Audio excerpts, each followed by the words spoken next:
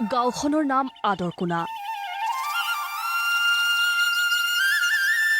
কিন্তু গাঁওখনলৈ কাৰো নাই আদৰ। এইখনেই কৰিমগঞ্জ জিলাৰ বদৰপুৰৰ সমীপৰ আদৰকোনা গাঁও। এবাৰ গাঁওখনৰ অৱস্থাটোলৈ চাওক। ইয়াত নাই কোনো চৰকাৰী আদৰৰ চিন। বোকা পানী থকা মাটিৰ পথ।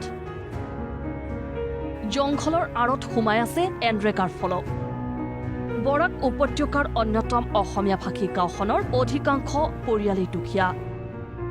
চৰকাৰৰ যিকোনো উন্নয়নমূলক আঁচনিৰ পৰাই বঞ্চিত এইখন গাঁও। মূল পথটো কংক্ৰিট ব্লকেৰে নিৰ্মাণ কৰা হৈছে যদিও বাকী পথসমূহৰ এতিয়াও নহল উন্নয়ন। পৰ্যা সদৃশ ঘৰত বাস কৰা এইসমূহ দুখীয়া পৰিয়ালে পাব লাগিছিল চৰকাৰী আৱাস, কিন্তু পোৱা নাই। খেতি বাতিৰে জীৱিকা নিৰ্বাহ কৰা পৰিয়ালবোৰৰ পানীত হাঁহ নচৰা অৱস্থা। গাঁওখনত নাই প্ৰাথমিক বিদ্যালয়। এটা প্ৰাথমিক স্বাস্থ্য কেন্দ্ৰ আছে যদিও তাৰ গাঁওবাসীৰ হোৱা নাই বিশেষ লাভ। বিদ্যালয় নথকা বাবে 100% অসমীয়া ভাষী গাঁওখনৰ ল'ৰা ছোৱালীয়ে আঁতৰৰ বাংলা বা ইংৰাজী মাধ্যমৰ বিদ্যালয়ত পঢ়িব লগা হয়।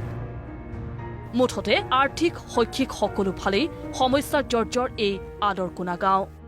আমাৰ ইয়াত বহুত সমস্যা আছে, ৰাস্তা ঘাটৰ সমস্যা, গাঁৱলীয়া যিবোৰ ৰাস্তা বহুত প্ৰব্লেম, মানে বহুত এতিয়া বৰষুণৰ সময় ৰাস্তা ঘাট পূৰা বোকা হৈ যায়, মানে বৰষুণত ওলাব নোৱাৰি ঘৰৰ পৰা। তাৰপাছত আমাৰ কাৰেণ্টৰ সমস্যা আছে, অলপ মানে বতাহ দিলেই মানে কাৰেণ্টটো প্ৰায় এদিনমান নাথাকে আৰু এনেকুৱা। তাৰপাছত মানুহৰ ঘৰবোৰ চব মানে কি হৈছে, চৰকাৰী যিবোৰ ঘৰ আছে সেইবোৰ প্ৰায় মানুহে আজিলৈকে পোৱা নাই। বেংগলী মিডিয়াম পঢ়িব লাগে, য'ত আমাৰ মানে বহুত প্ৰব্লেম হয় আৰু। উল্লেখ্য, তাহানি মানৰ আক্ৰমণৰ সময়ত উজনি অসমৰ চুতীয়া জনগোষ্ঠীৰ বহু লোক পলায়ন কৰিছিল বৰাক উপত্যকালৈ। বৰ্তমানৰ বদৰপুৰ সমষ্টিৰ বৰগুল, বৰথল আৰু এই আদৰকোনা গাঁৱত আশ্ৰয় লৈছিল অসমীয়া ভাষী চুতীয়া জনগোষ্ঠীৰ লোকসকলে। কিন্তু কোনো ৰাজনৈতিক শক্তি নথকা বাবেই আজিও উন্নয়নৰ পৰা বঞ্চিত হৈ থাকিল এইবোৰ গাঁও। বদৰপুৰৰ পৰা সঞ্জয় দাসৰ ৰিপোৰ্ট, প্ৰতিদিন টাইম।